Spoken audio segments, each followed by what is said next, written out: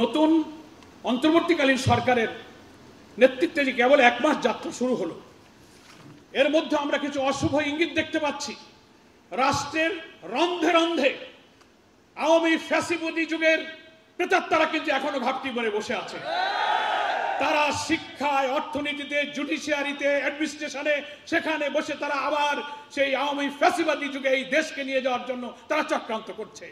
আমরা আজকের এই সম্মেলন থেকে প্রধান উপদেষ্টাকে বলবো, প্রত্যেকটি মন্ত্রণালয়ের দায়িত্বে যে উপদেষ্টারা আছেন আপনারা শনাক্ত করুন, সার্চ করুন, গুরুত্বপূর্ণ কি পয়েন্টে আপনারা কাদেরকে বসিয়েছেন, সেখানে বসে এখনো তারা কিন্তু আমাদের আদর্শ মূল্যবোধের বিরুদ্ধে ষড়যন্ত্র করছে।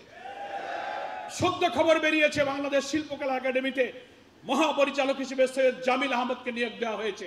তিনি এসেই বলতেছেন যে 24 সালে এসে মেয়েদের বোরখা পরার দরকার কি। আমরা অবিলম্বে শিল্পকলা একাডেমির মহাপরিচালকের অপসারণ চাই। কেন এই কথা সে বলল, সংশ্লিষ্ট উপদেষ্টাকে এটা বিচার করার জন্য আমরা আজকের এই সম্মেলন থেকে দাবি তুলছি। তেমনি প্রশাসনে, জুডিশিয়ারিতে যারা ঘাপটি মেরে তাদের চাহিদা এখনো পূরণ করতে চায়, এদেরকে শনাক্ত করতে হবে, চিনতে হবে। তা না হলে আবার প্রয়োজনে এই দাওয়াল ছাত্র সভা আবার রাজপথে নেমে এটাকে প্রতিহত করবে।